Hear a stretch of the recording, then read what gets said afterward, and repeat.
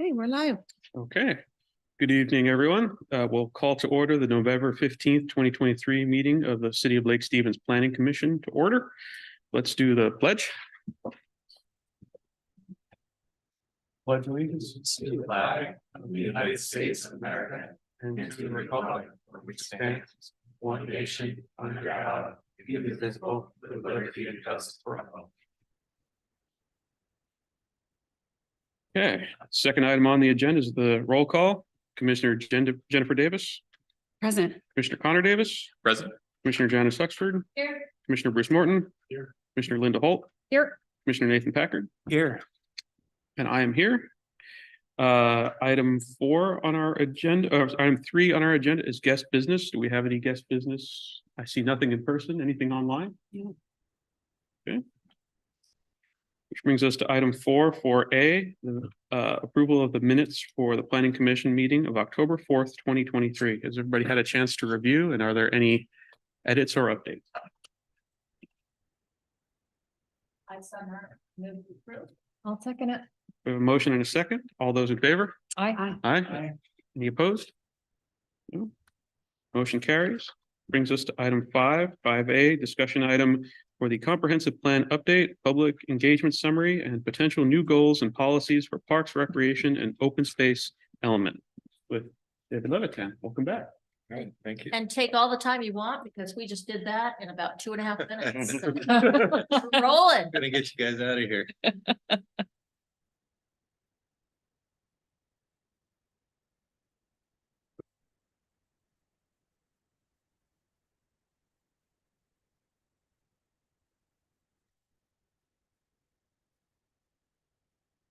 Right.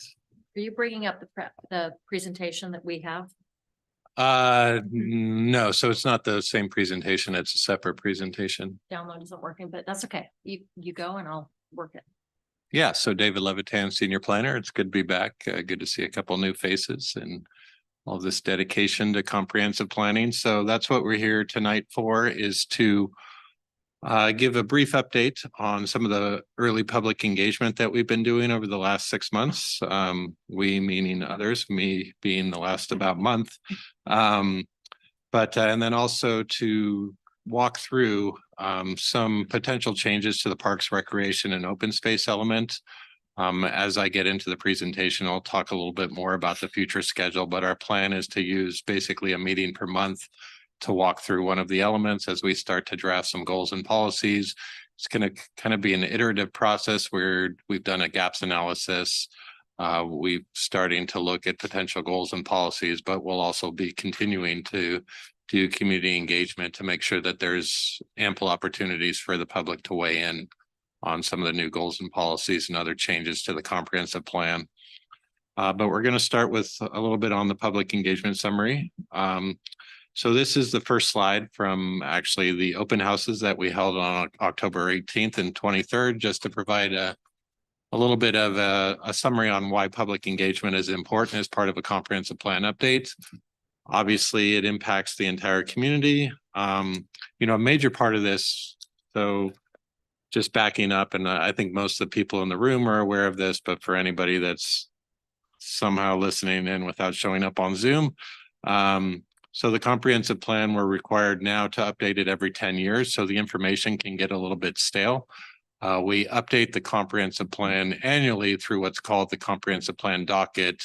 The focus of that lately has been mostly on the parks, recreation, and open space element, the capital facilities element, the public services and utilities elements, and the land use element, basically just to keep it up to date with relatively updated demographic information, to keep it in line with the capital improvement plan, to keep the parks chapter updated with the list of city facilities. But outside of that, chapters such as housing and the environment, economic development, we really haven't touched since 2015. So if we're only going to be doing this every 8 to 10 years, it's really important to make sure that there are adequate opportunities for the public to weigh in.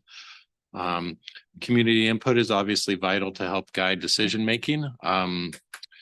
There are communities that definitely feature their comprehensive plan and really, have it serve a very central role in decision making. And that's something that we want to make sure that the comprehensive plan as the primary land use document is being, not just sitting there, it's actually being featured and focused in community decisions, that we're relying on that plan and a lot of the engagement that goes into that plan. And so I think this has been shared with you at previous meetings, but there's been a public participation plan that's been developed by the city along with its consultant team, SBN Planning. So we're going to talk a little bit about that as well. So just a little bit about engagement that's been done over the last few months. I think since there's really been a discussion or an update on the comprehensive plan. So starting with Aquafest over the summer, had a booth there, that was right at the beginning of some of the public engagement that was occurring, just to get it on people's radars to know what the comprehensive plan update is all about. More recently had another booth at the Harvest Market back at the end of October. Russ and Christy were nice enough to come in on their Saturday and staff the booth on those days and distribute information to encourage people. At that point, the community survey was still open, so it was an opportunity to get people to scan the QR code to really take that survey, which has been a major focus and feature of our engagement efforts to date. Over the last couple of weeks, worked on building out a project website. I hyperlinked it, but I'm worried that I'm just going to crash the Zoom if I try to open it, especially from the surface. But maybe at the end of it, I'll bring that back up after we walk through this. And been utilizing kind of some of the social media postings. A number of you attended the open house on October 18th, where that was held here at the mill. We then had a follow-up event over at Caballero Mid-High, which wasn't as well attended. I think it's definitely a lot easier to hold the events, so that's a lesson learned. We had about 25 people combined, with the vast majority of those being here at the mill. We talked about a variety of different topics. We had different station areas for land use and housing, economic development, the environment. This was an interdepartmental effort, so we're making sure as part of this comp plan update that we make sure to pull in the Public Works Department, the Parks Department, really kind of subject matter experts on a lot of these topics that are included within the comp plan, but really or other departments that have a central role in the topics that are contained within those elements. So kind of as I mentioned, one of the major components of our early engagement has been the online survey that was launched, I believe, right at the end of summer or the beginning of fall. We ended up getting 200 responses on that, which I think we're generally happy about. It's always hard to gauge how many responses you're going to get. And so I'm going to go into a little bit more on the survey findings on future slides, but really we were trying to solicit information as far as, potential areas to focus: residential growth, employment growth, what are some of the amenities and some of the things that the community wants to make sure that we have over the next 20 years, what are important amenities and components. Can I pause here for yeah. just a second? And one of the things I want to point out that we did with this year's survey, for consistency, we used almost identical questions to the surveys we put out in 2015. So we can start measuring city responses over longer periods of time and sort of reflect on what things have we done and how closely did what we planned for 10 years ago match what we've actually done. So that's actually kind of interesting and might be able to point out some of the similarities when David starts getting into the results of the survey.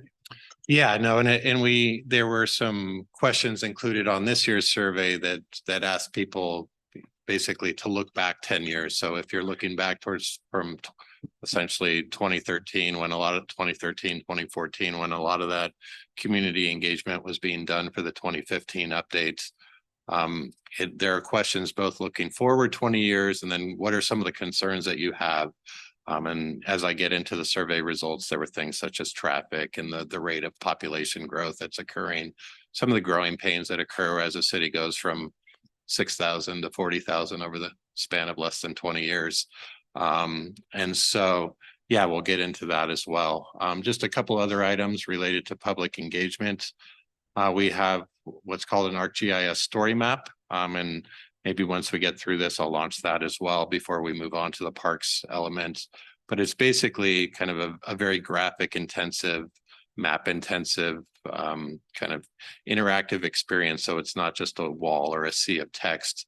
It's a lot of maps. It basically, you scroll through the page and it's basically you follow a story of what the comprehensive plan update is in the city of Lake Stevens. So that's something, that we look forward to the community utilizing. And then we've started to reach out to some of the other boards and commissions here in the city. So we presented before the Parks Board last week on November 8th, specifically related to the draft goals and policies that are included in attachment 2 of tonight's packet. Then also met with the Youth Advisory Commission. And so Russ can go into that a little bit more. He graciously attended that meeting, but just to kind of get a youth perspective and to really introduce the plan and the project to a subset of the community that isn't necessarily typically very well engaged on these types of matters. We want to make sure that we get perspectives from all different components of the community. So looking at this first slide, I tried to break out some of the results based off of topic areas. So a number of the questions were related to housing and housing types. And as Russ mentioned, this goes back to, these are similar questions, basically the same questions that were done back about 8 to 10 years ago. And, some of the high level results that we got, we received that you can see in attachment 1 of tonight's packet. Respondents were generally supportive of distributing population growth throughout the city. If you look at that graphic on the top, it did ask for basically you could supply 3. So West Lake Stevens, South Lake Stevens, and East Lake Stevens actually had the exact same number of responses. So they each got about 3/4 of the 200 responses. It's actually interesting to me that Old Town and kind of the downtown area was kind of bringing up the rear on that one. I think, I'd actually be interested to learn a little bit more about that to try to delve into that. But it basically shows that people are willing to accommodate growth throughout the city, that they essentially think that the entire city has kind of a responsibility for accommodating this growth over the next 20 years. And then kind of touching back on that some of these questions look back 10 years. The majority of them are looking forward 20 years, but some of them look back 10 years, and there are definitely concerns expressed about the rate of population growth and traffic increases over the last 10 years. So it shows that people understand that growth is part of the future of Lake Stevens, but we need to make sure that we focus on topics and potential mitigation to help mitigate those impacts. As we look into specific housing types, there definitely was kind of if you look at the bottom layer, the bottom graphic, it shows that it's hard to see on there, but if you look, about twice as many people were comfortable with duplexes and triplexes, cottage housing, townhomes and row houses as they were with apartments and condominiums. So that was basically their way to accommodate expected residential growth over the next 20 years. So there's definitely a little bit more of a comfort level with what we call middle housing, as opposed to kind of higher density multifamily residential. That being said, the city already has taken definite steps and made efforts over the last 5 to 10 years through our sub-area planning processes along 20th, within Lake Stevens Center, and then also within downtown Lake Stevens to expand the supply of multifamily residential. And that is going to be multifamily is going to definitely be an important component as we look basically this year, starting with this comprehensive plan update. The Growth Management Act has been updated a bit so that we need to make a more proactive and dedicated effort to accommodating housing that's affordable to all income levels and across a variety of different housing types. So multifamily is definitely still going to serve an important role, especially for some of the lower income levels, which constitute a majority of the projected growth that's needed as far as our the demand for housing, a lot of it is at below 80% of area median income. You're more likely to accommodate that through middle housing and especially through multifamily residential. So we're going to need to ensure that we have adequate goals and policies to accommodate all of these different housing types at levels that are affordable for a variety of different people from a variety of different income levels. Russ, did you have any thoughts on housing or? I would just say that the comfort level for the middle housing, that really hasn't changed. Those are very similar to the answers that we've received 8 years ago, what we received 4 or 5 years ago when we did our land use advisory committee to do our infill code. So those community preferences for sort of that middle housing really haven't changed. But what has changed is, as David said, the Growth Management Act, that we now actually do have to plan more aggressively for different income levels, which means we do have to have a shift and focus on more intense housing than we've had in the past. So we understand the preference and we can still try to accommodate that, but also have to make way for where apartments and higher density are appropriate. Yeah, and we won't get too much into kind of the housing needs analysis, but we definitely already have a good amount of capacity for multifamily residential. So we're actually in much better shape than a lot of different communities. We don't need massive changes to our land use map or to our zoning map. We already have a good number of areas, especially within our sub areas, that have zone capacity for multifamily residential growth. So really a lot of what we're going to need to focus on is developing goals and policies and then implementing ordinances and programs that help us to meet those housing needs at a variety of different income levels. And yeah, before I get too far, if you have any questions as we're on specific topic areas, feel free to ask questions or to ask me to go back. Happy to go through it as quickly or as slowly as you desire. So there were a number of questions related to economic development as well. And this was kind of similar results to the approach for accommodating housing needs. People identified, that there wasn't any one particular area where there was a preference for accommodating employment growth. The industrial center and Lake Stevens Center, so kind of West Lake Stevens off of SR9 Frontier Village area, had the highest number of responses, but there was still definitely a fair number of respondents that identified downtown Lake Stevens as well as the 20th Street Southeast Corridor. There are some additional areas, I think, with some capacity for growth. Obviously up at Soper Hill, we've seen some commercial growth and some additional commercial areas, but really our sub areas and then the industrial center are really that's really the way that the comprehensive plan is structured now. These growth centers are anticipated to accommodate most of the employment growth. And so it's interesting to see some of the responses. As we got into specific industry types, it was also interesting to see we've obviously had a major focus on the industrial center over the last year. And I think industrial jobs and manufacturing jobs have the potential to provide kind of higher wage positions. But when you look at the results and to that question 9, the bottom graphic there, manufacturing definitely was the lowest as far as picking 3 industries that the community feels is most important to accommodating this employment growth over the next 20 years. And so, yeah, I think that's a natural reaction from the community that manufacturing, you get visions of kind of heavy industry or that these things are louder or they're not compatible with residential uses.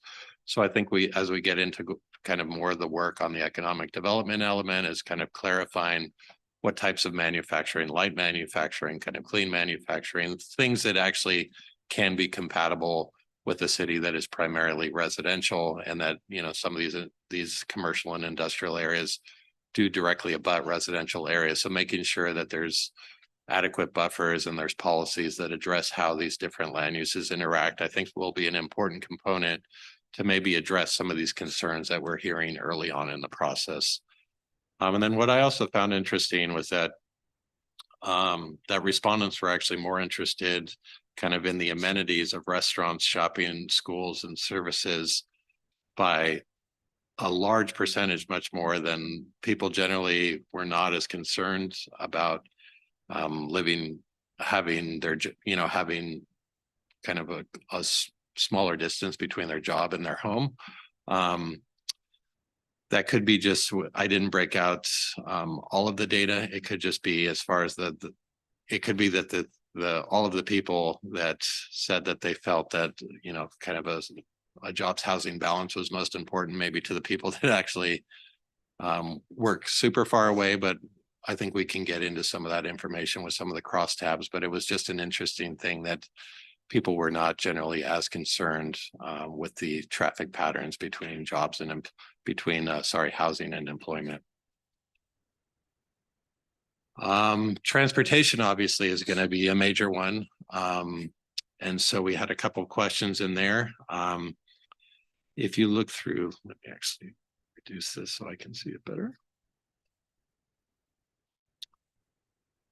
Respondents identified improvements to transportation infrastructure across a variety of different modes of transportation, so multimodal transportation. They weren't just focused on vehicular improvements or transit improvements. There was a lot of responses.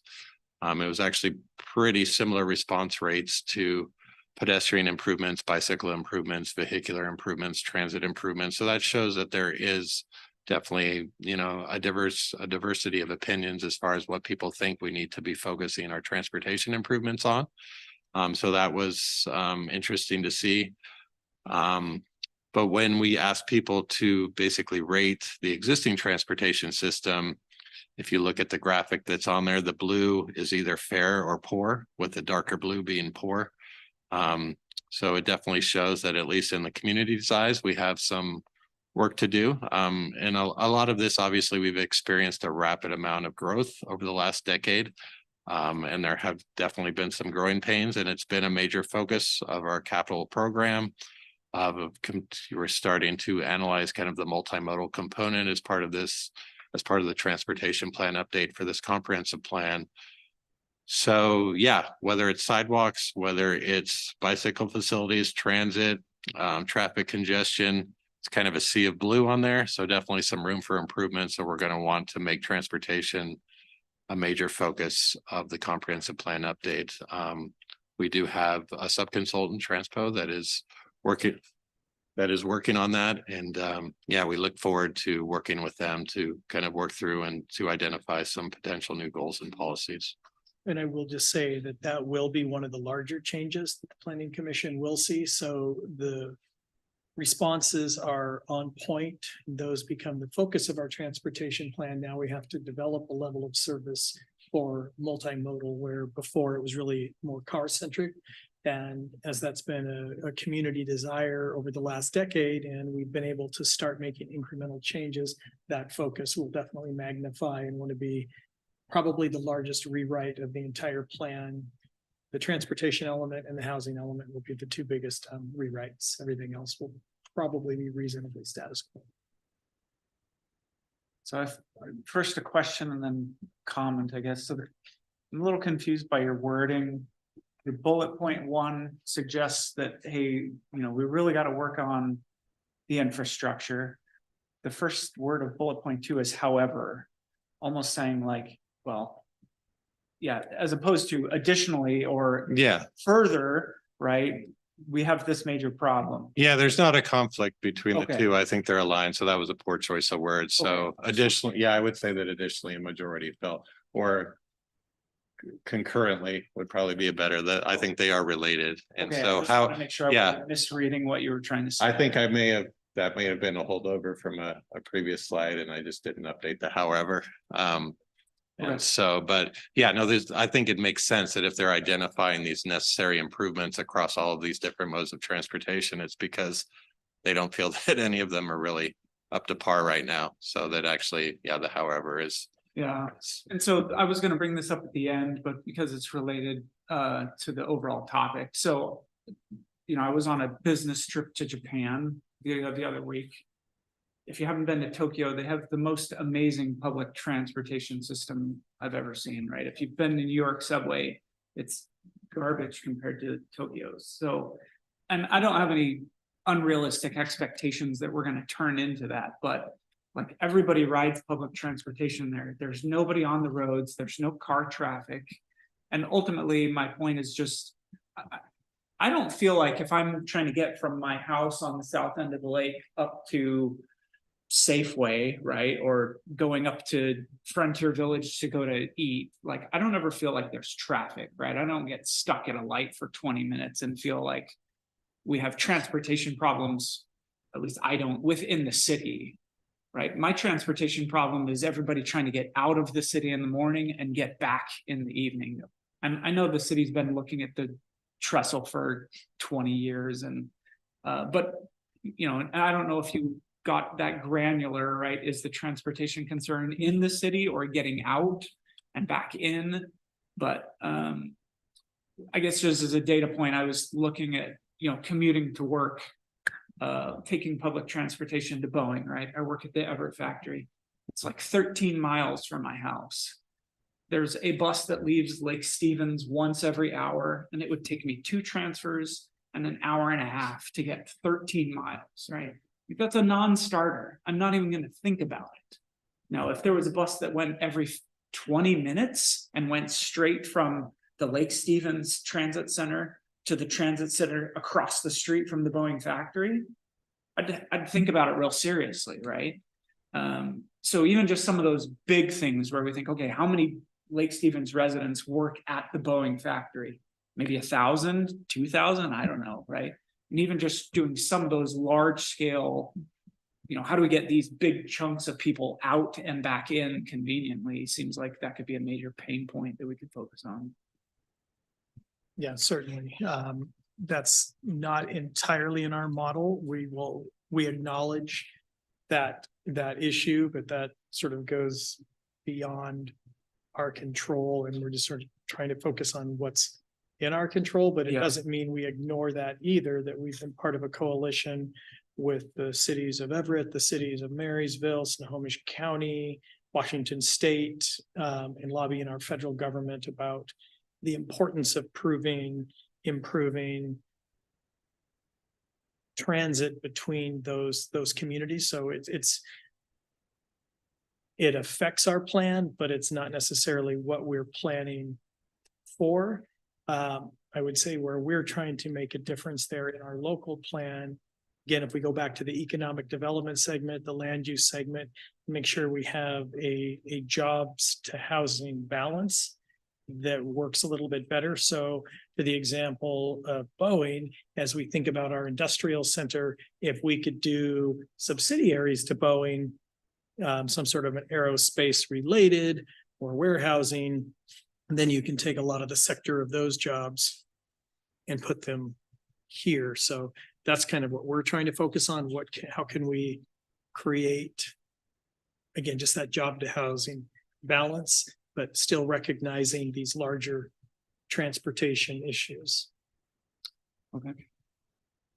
Save the rest of my questions, but to parlay off of my colleagues' comments, the 20th shutdown, the detour that's going on right now, shows you what happens when one avenue in Lake Stevens is shut down. So the corner of South Lake Stevens and Machias right now is a disaster and will be through the end of the month and into December, because no one can get off of 20th without having to go through the detour. So it takes 15 minutes for me to take a left onto Machias.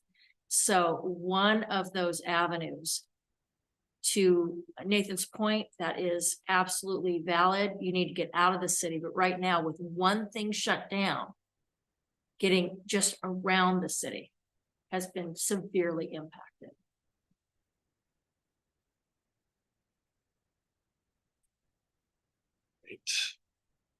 And then just as far as the last category, this wasn't all inclusive, but just didn't want to walk through the whole survey results, which are included in attachment 1, and you're welcome to look at or ask me questions about in more detail. But public services and amenities were definitely identified as an important component of the next 20 years.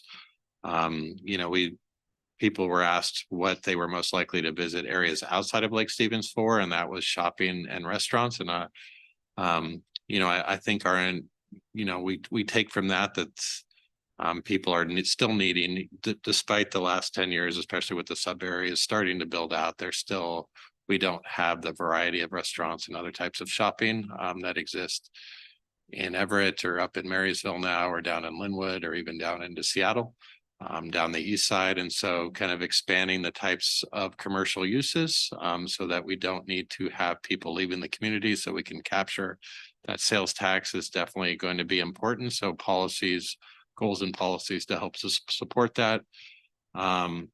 And then, as I mentioned, respondents, actually amenities and public services, including parks and recreation, as well as the environment, were identified.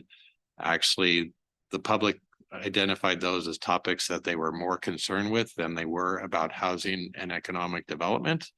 If you look at that bottom graphic, pick 3 issues that are the most important for the city to address. I was actually really surprised by this. And I don't know if that's just because there's been so much focus on housing, especially at the state level over the last few years. And the city, a lot of our efforts, sub-area planning efforts, the Lake Stevens Industrial Center, a lot of that has been on the economic development side. That could be it, that they feel like we're already going to be addressing those topics. I'm actually, I can't really explain that one, but I found that really interesting, and especially the public services led the way. Obviously, police, fire, very important, water, making sure that we have, very dependable utilities.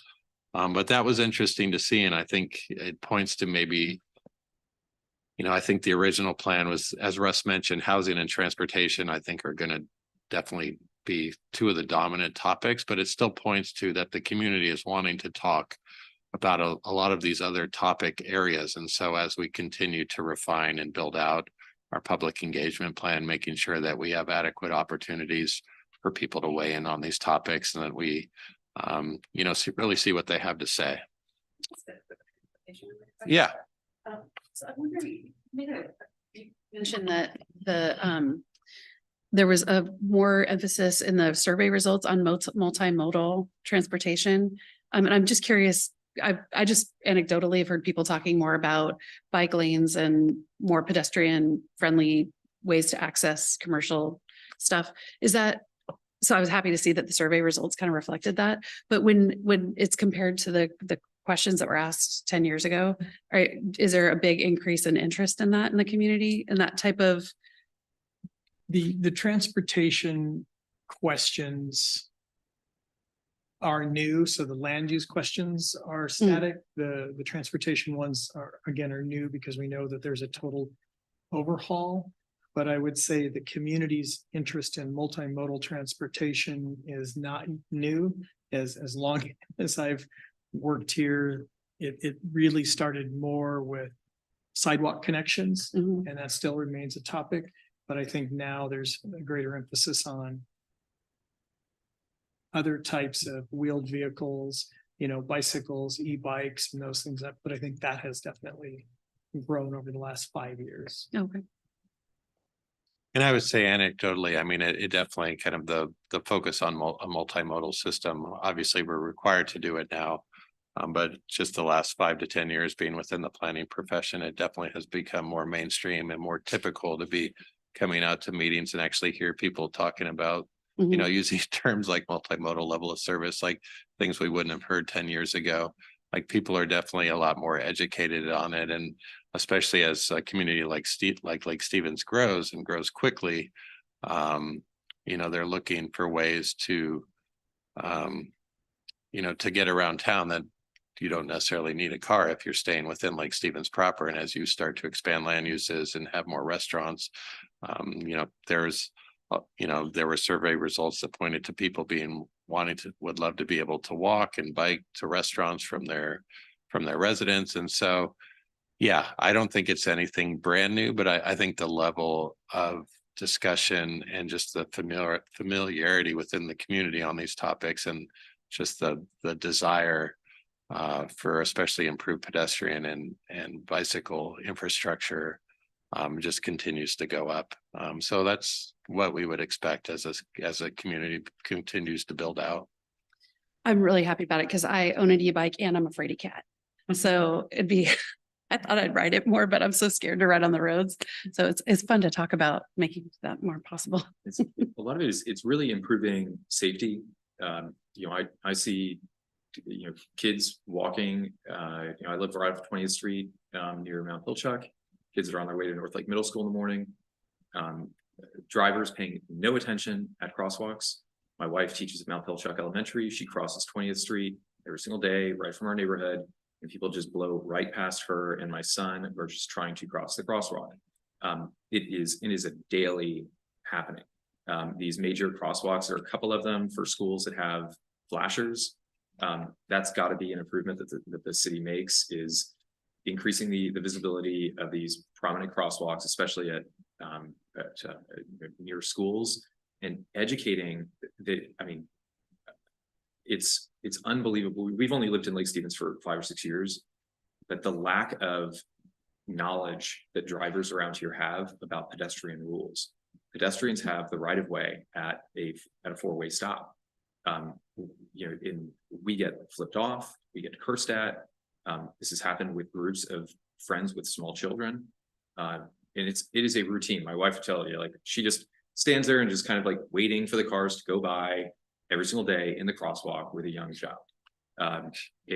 So as much as we would love to support, increased infrastructure around, pedestrian and, biking, the culture of Lake Stevens has to adapt to just accommodating what is, just necessary for a growing, thriving city. And that's more pedestrian and bike access. It's really so frustrating every single day seeing it, because I bike or walk to school. My wife walks every single day to work. We rarely use our vehicles. So every day we see it. Yeah. Definitely some work to do. But yeah, no, thanks for that. So just a brief discussion on next steps. So we're continuing, I'm still getting on board with everything that all the good work that we've been doing, but developing a series of fact sheets and FAQs, wanting to make sure that those are available to the entire community. So we're looking at translating those materials. As I mentioned, we do have within the public engagement plan identified a series of topic-specific webinars. We haven't finalize those, but transportation and housing are two that we definitely want to talk about. But the survey results definitely point to a desire to talk about things like the environment and shoreline access and all of that. So we want to make sure that we have a very comprehensive approach to these webinars.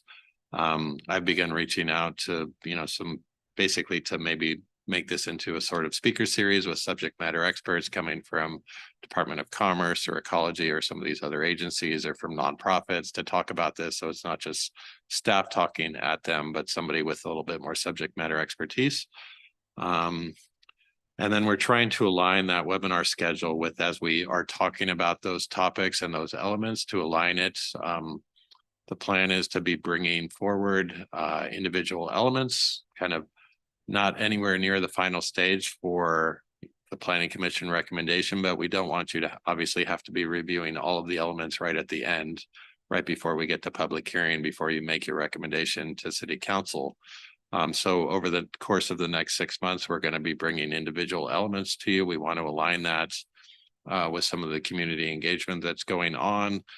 Provide the opportunity to come for the community to weigh in at some of these Planning Commission meetings. So continuing to build that out, but we want to make sure that there's essentially an iterative process, kind of cyclical process, where we can continue to have public feedback. It'll obviously be important to have periodic check-ins with the City Council, as well as some of the other boards and commissions. As I mentioned, we started with the Parks Board last week on the Parks element that I'll be getting into next. And then, after we get through all the work sessions and the additional engagement, that would be when we would come forward for the public hearings before the Planning Commission. I think Linda was on, I don't know how many people were on the Planning Commission during the 2015 update. Maybe the only one. Oh, Janice was on there, and with Jennifer, you were on it as well. I couldn't remember how long you'd been on. 1,000 but years. yeah. So that'll obviously be kind of That's no matter how much we try to engage the public, you know, a lot of times people come out at the last minute and that's just to be expected. So we just need to do as good a job to try to engage people as early and often as possible so that we don't get people all at the last minute saying, where did this come from? Making sure that they come along on the process. Russ, did you have any thoughts or? Nope. So that was it for the presentation. So I'm happy to just kind of any questions or comments. I appreciate the comments as we went through the different topic areas. If you have any suggestions just on ways to better improve our public engagement, it's definitely a malleable document. It's not set in stone. It's, you know, we can adapt it. So if you have any thoughts as we continue on with the engagement process, as Russ mentioned, you know, housing and transportation, definitely because of some of the changes to the Growth Management Act and some of the other legislation that's come out, are going to need some pretty major updates. We're actually in a pretty good spot as far as a lot of the other elements, where we don't need to make as wholesale of changes, but we still want to make the document reflective of the community, of community input. So any ways that we can improve that engagement or specific topic areas or specific venues, specific strategies, happy to entertain those, whether tonight or if you just think of something at 2 a.m, feel free to send me an email. Probably have a lot better things to do at that time of night, but just wanting to get as much input from the Planning Commission as early on as in the process as possible. So before we move on to the Parks and Recreation element, I'm happy to kind of answer any questions or just hear general comments. I just had a quick question about the survey. I was glad to see so many people participated in it as they did. Is there a particular reason why people were locked into picking, say, 3 out of 4 options, and each of those 4 options was considered equally weighted? And I guess my concern there is perhaps there's 1 or 2 things that somebody cares a great deal about. And they're then compelled to make a third choice about a thing they perhaps don't care as much for. But in the eyes of the survey result, it's all equal. No, that's a good point. In the survey, though, we did allow for direct written comments, and that becomes that gut check where then we can look at the assembly of written comments and, you know, see and weight those and see the importance of actual written comments outside of the choose your own. So, Yeah, and the reason I bring it up is, for example, on this question 22, and Commissioner Davis was talking about, you know, the importance of pedestrian safety and maybe some of the new trails. You know, if you have to pick 3, yeah, and those are the 2 things you care a lot about, that third thing you throw in there, you're throwing in there just as filler. good point. Not saying that was your choice, but Right. yeah. Yeah, so we can definitely dive back into it and see if there's any, yeah, because it wasn't ranked choice. It was basically just, yeah, so it's maybe not as insightful as it could have been. So no, that's definitely good feedback. I have a quick comment so that we can continue on with the meeting. The meet people where you are concept is a big one with me. And I think that we have a lot of responses from people that are all downtown or are all online. And I don't think that that represents the all of the community. So perhaps, and we've talked about this before, perhaps there could be a kiosk set up at Ace. Throwing it out there, though I know that Christine would agree. Perhaps we set up something at Target. Perhaps there is an opportunity for people to see this presentation outside of having to look for it themselves or having to be at Aquafest or at the Harvest, which are the same people, by the way. Yeah. So just that idea of meeting people where they are and taking this to where they are, I think would be beneficial to the overall skew of what you're gleaning here. And that's why we did do our second open house at Cavallaro. Unfortunately, the representation was But not there. we all know that coming out on a night and the people that came in on the night that we were all here were people that walked here. So if you were set up at ACE, I'm using ACE as an example, but set up an ACE from 10 to noon on any random day, you'd probably get 10 times the feedback that you got when you were setting up a forum like what we had. I'm just meeting people where they are. Those are the people that are shopping in Lake Stevens. They live here. They're going there. It's a local business. They have opinions, trust me. So I'm just throwing out, maybe that would be a different avenue. Rather than do a podcast, which is going to glean the same people that are already online doing your online survey. Not rather than, but in addition to. Yeah. No, that's a good suggestion. And yeah, one of the other things, and I've reached out and I need to follow up is, when I did a comp plan update for the city of Milwaukee, Oregon, we're able to get some good ins with the school district. And if you can kind of disseminate information through the kids and then through Peach Jar or something similar, get out to the parents. It's obviously it's obviously a certain subset of the community, but it's a pretty large subset of the community. Just being able to get to the adults through the kids and just disseminate information and, why we engage the Youth Advisory Council as well. Just trying to get some of that youth perspective. So we are looking at some kind of different approaches to try to get outside of just the same, 25, 30 people that come to all the community events. So, but no, I appreciate the feedback. I'm thinking about business people. Yeah, business people as well That would are be doing good. something here, that are needing something here, that are investing here, that are invested here. And so I love Peach Jar. I think it's great. We've used it a lot in the past with Aquafest and other boards that I sit on, but to actually be there Yeah. when someone walks in so they can say what's going on and actually give you some feedback might be cool. Yeah, no, definitely.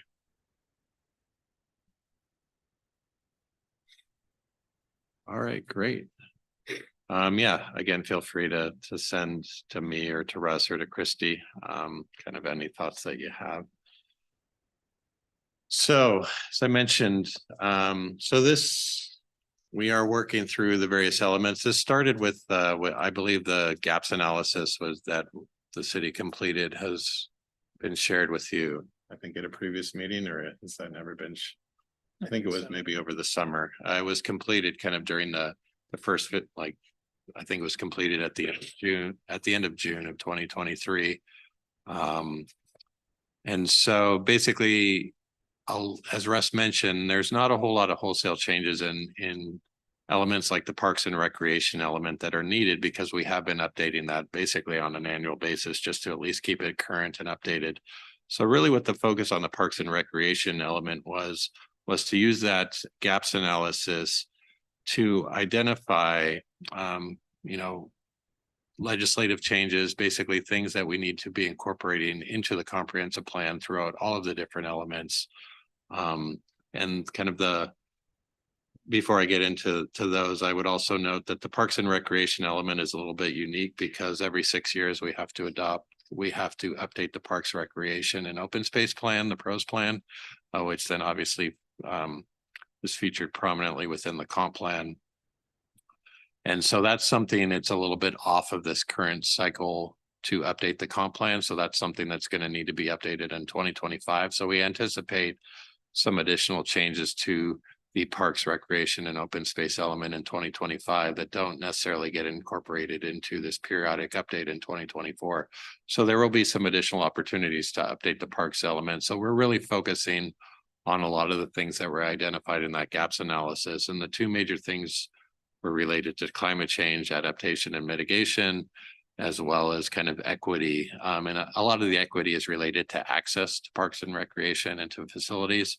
And so those were a lot of the goals and policies that we looked at incorporating in as part of this update. So kind of moving through these bullet points onto the third ones.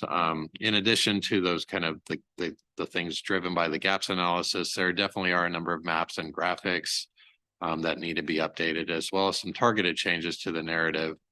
But if you look at attachment 2 in your packet tonight, the largest changes are the proposed additions of goals 5.12, which is kind of resilience and climate adaptation.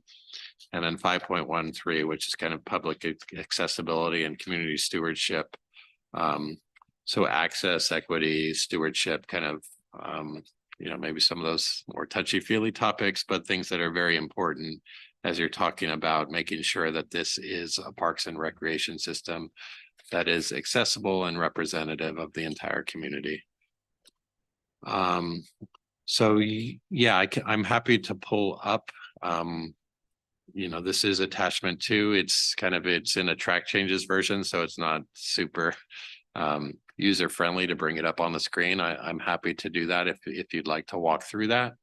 But that was generally the thoughts on this, is just for planning commissioners, if you've had a chance to walk through it, if there are additional topics that you feel like really need to be incorporated into the element. Again, this isn't meant to be anywhere near a final draft. We're wanting to get initial feedback from the planning commission, kind of some of your thoughts on the goals and policies, as well as any of the other minor changes. This did go before the Parks and Recreation Planning Board last Wednesday, as I mentioned. There were I was joining by Zoom. There were a couple technical difficulties as well, but they didn't have really any feedback on it. They seemed pretty comfortable, and they had expressed that. I had spoken with Jill Meese in advance of the meeting. She had reached out to a lot of the members individually or spoken to them, and they were happy that a lot of these topics were being addressed. They did have some questions about kind of how this would influence the future update to the pros plan. And she kind of explained that process to them. So they were generally comfortable with the proposed language. I think they appreciate that as part of the annual docket that we have been updating the parks elements. What we're looking for tonight is just general kind of first thoughts as we continue to do engagement related to parks and recreation, because it was something that was identified as an important, a major priority for the community. So we're going to want to continue to have some of that engagement related to this topic, but just kind of commissioners' first thoughts on whether it's the new goal and policy language or topics that you think need to be incorporated into the parks element. We'd love to hear anything you have to say tonight. Yes, I do. Yeah, Bruce. So there's a section on development projects. There's acquisition projects and planning projects and such. On the development projects, one thing that seemed to be a miss on here is the museum. So I know that's a plan for it's going to be built, right? And I don't see it in the plan. It wouldn't show up necessarily as a development project in the parks plan, but it is definitely in our capital facilities plan. So that'll be in chapter 9. Okay. And so, yeah, that is definitely included in that work plan. Different section. Okay.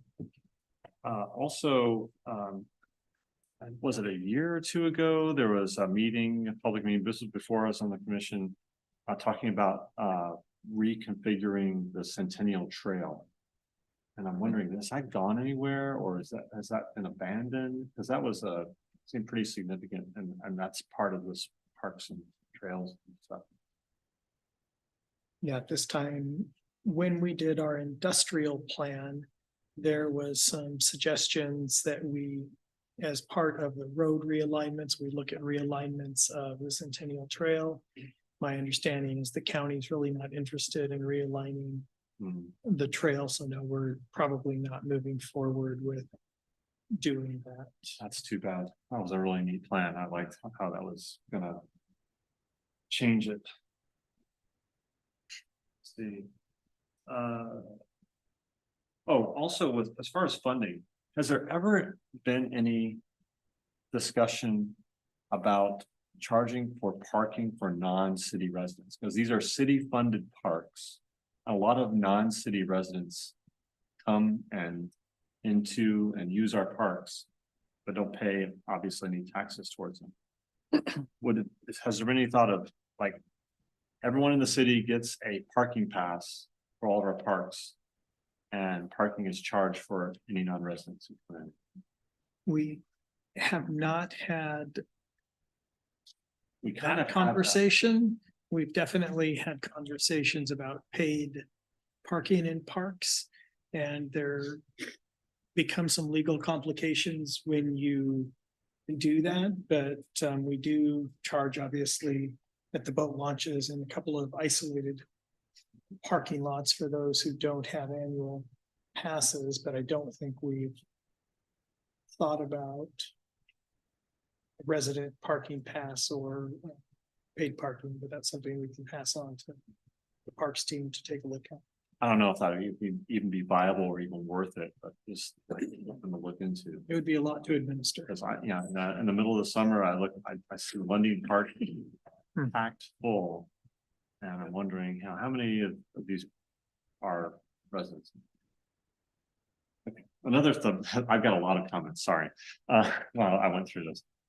Another topic on here was about justification of land area per that's dedicated to parks and recreation per resident. Yeah, level of service. Yeah. Yeah, level of service. There's one big omission is that in the middle of the city, we have 1,000-acre park called Lake Stevens. And that's used by a lot of people.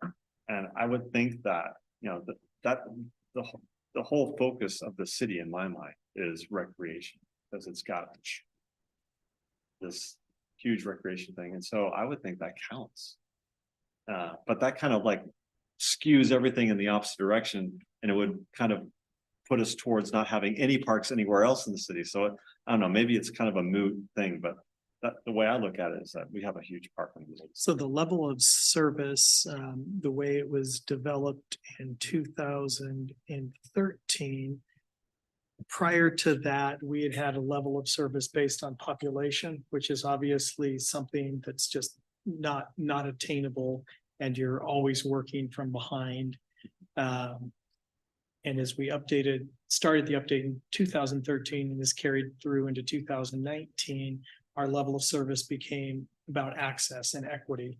And so we switched to a radius model where we try to plan for specific levels of park. So no matter where you live in the city, you have access to a medium-sized park, a large park, and smaller sort of neighborhood open spaces. And that's the model that's carried through. Obviously, the lake, yes, we do acknowledge, I believe in the element and other elements, that it's a major amenity to the community, but it also becomes a matter of equity. We only have 3 public launches or 4. Yeah. 4 public access points to the lake. And so if you don't have a boat, et cetera, is that truly an equitable distribution of a resource? And even if you want to go through the nightmare that is the boat launches, I mean, it is a playground for Yep. the folks in the lake. Yeah, and there are only 2 boat launches. I mean, there are 2 other accesses that aren't boat launches. But like, it is not an easy task No, it's not. dealing with the boat launches. I know, the lake, while we want to consider it to be something that is for the city, it really isn't accessible for the vast majority of Lake Stevens residents. There are small, parks, but for a city with 40,000 people, it doesn't even scratch the surface of the, to meet the need in terms of accessibility. I think we all know that. That's, it's one city around the lake, but the lake is really for the 99.9% of, what that is privatized around the lake, for their access. And if you look at that last new goal and the underlying policies, the major focus is on the lake, just because as Russ mentioned, we already have a level of service that's based off kind of your distance to a neighborhood park or a mini park or a community park.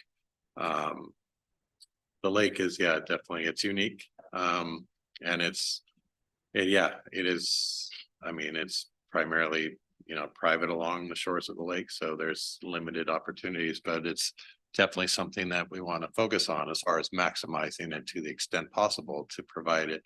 It is, the heart, the jewel of Lake Stevens, whatever you want to call it. And it's making sure that the entire community, and it's a regional asset. I mean, I bring my kids to the lake and I live in Edmonds. And so, just because they like it better than Martha Lake or some of the ones that are closer to us.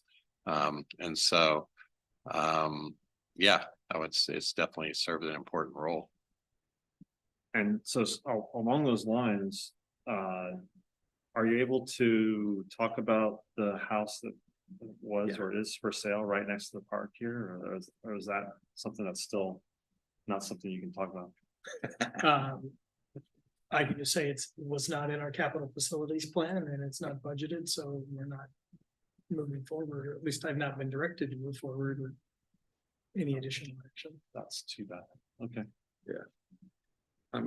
Question about the museum, Commissioner Morton brought that up.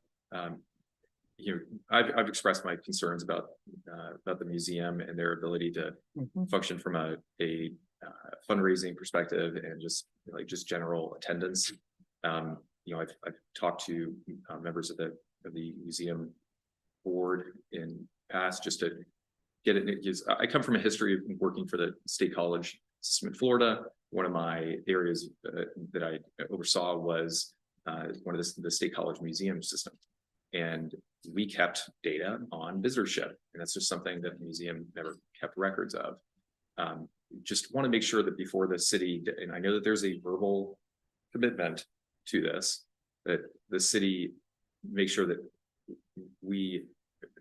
there's a return on investment. I know a lot of people that are born and raised here in Lake Stevens that have never been to the museum. I've been there twice, and it is a static museum. It doesn't change. There's no dynamic, it's not dynamic. You don't have rotating exhibits. My concern is dedicating so much of downtown's, the small amount of real estate that we have here, and not activating it. Those purple spikes that we talked about, a couple of years ago, I can't remember the folks from Asheville. Urban 3. Yeah, Urban 3 that came in. And the idea is activating, economic activity in downtown Lake Stevens. And we haven't seen any new economic activity in downtown Lake Stevens since Francisco's redeveloped. So that's a site. If the museum if the city invests $1 million+ into a building, that there is going to be a return on investment for Lake Stevens residents. Because I see a future museum as just being a shell that people don't visit, including Lake Stevens residents. It's not going to be unique compared to the museum in Darrington, or the one in Granite Falls, or the one in Snohomish. And certainly from a visitorship perspective, they've shown no ability to generate the kind of visitorship numbers that would warrant the level of investment from the city, or fundraising ability. That I just want to see downtown activated economically.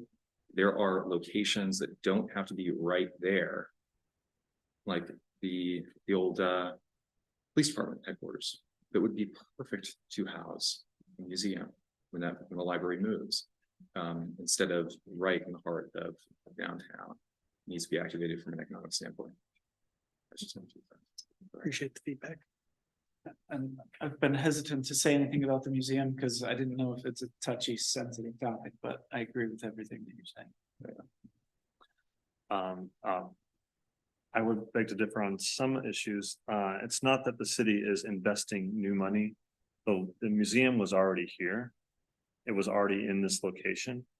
It was taken from the community and with the promise that it would be given back, and in approximately the same location. So that investment was done 25 years ago, and it needs to be repaid. And if it was the city were to take a museum that was in this location and move it somewhere less ideal, that would be a slap in the face for all the people who in the 90s built that museum with their own hands.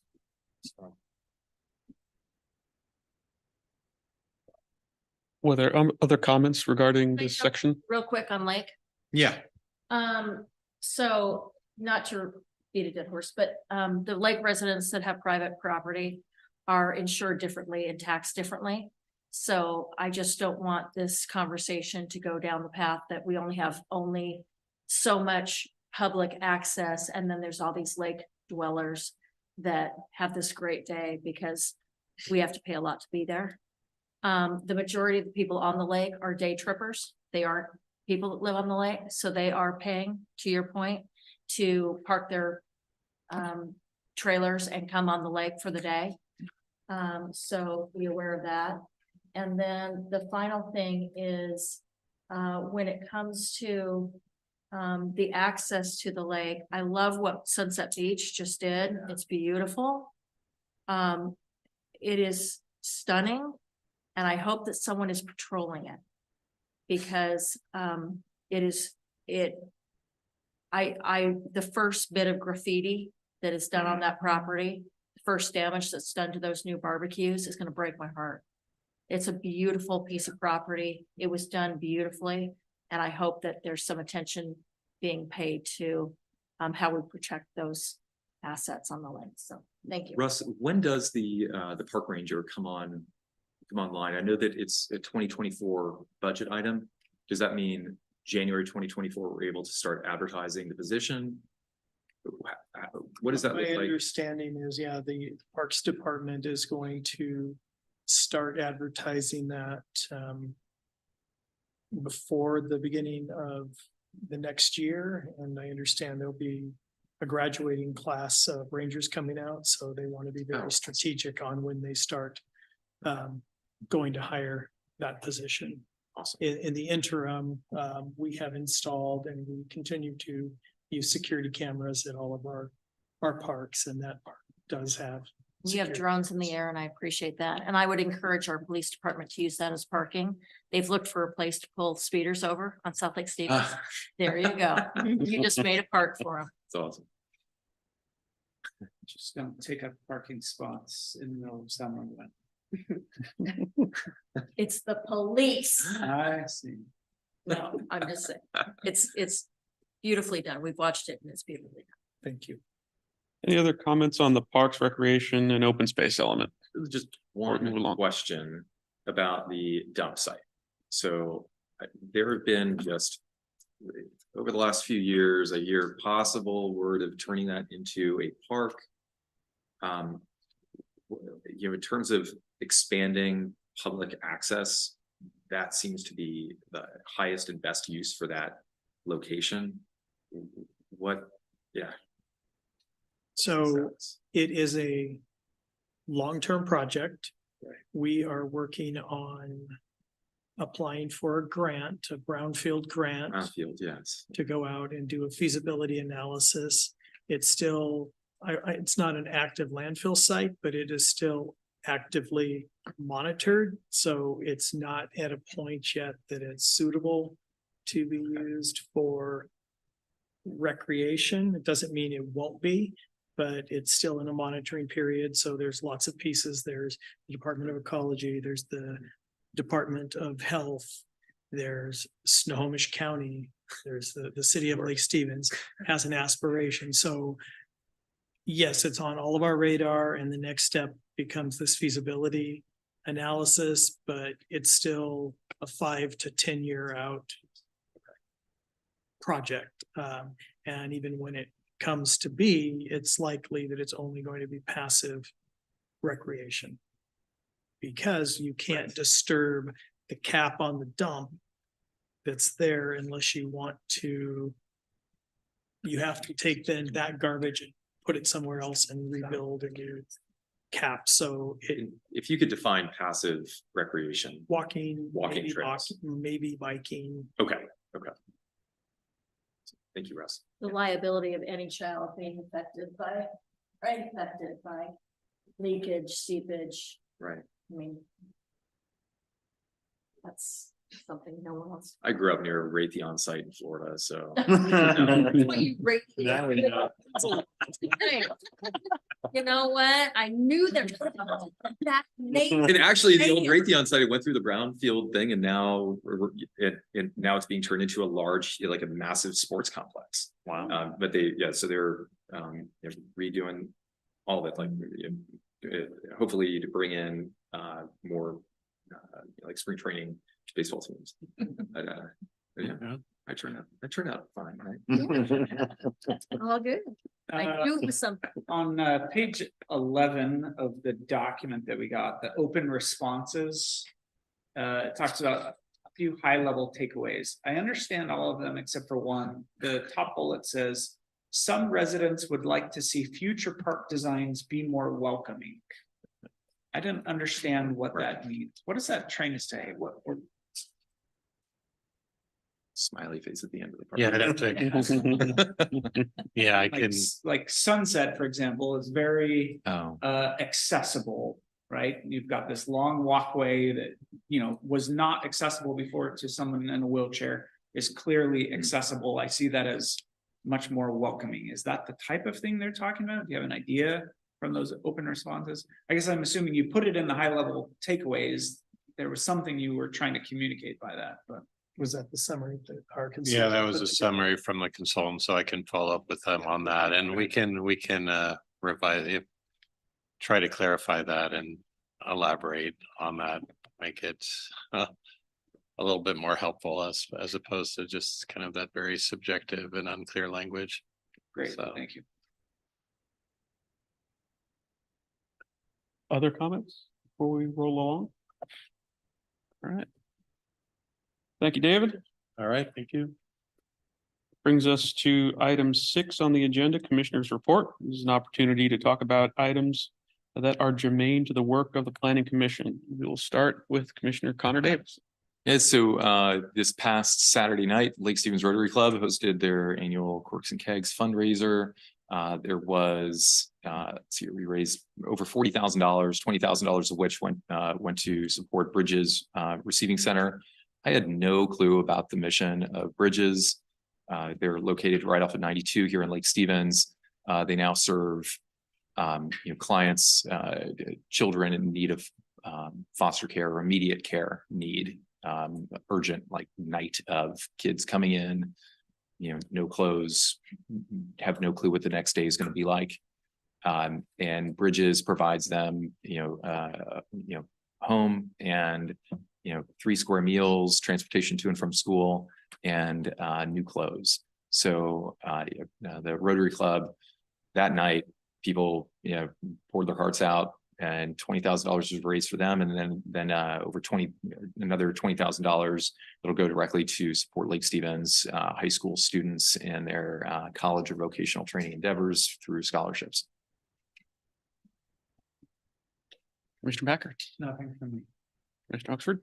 Very briefly, the Snohomish County LS2, the vicinity of the Lake Stevens urban growth area near city of Lake Stevens, 3.42 acres. How does that factor into what we're doing here? I received this and I was going to bring it up, but we haven't had a meeting since, No, so. it doesn't factor in immediately, so Snohomish County and every city in Snohomish County is going through their GMA update right now. The county has another step they're looking at. This is the year that they will consider expansions of their urban growth area. The city of Lake Stevens put forward 3 or 4 applications to expand our urban growth boundaries. The only one that was directly docketed was a small expansion of our industrial area. And it's like 3 acres. And what it would do would be fill in a gap between a natural boundaries. And so that's in front of Snohomish County right now as they're going through their process. So since that process and our process are out of sync, if they were to pass the urban growth boundary expansion, and they have some other expansions that were put forward by their council members.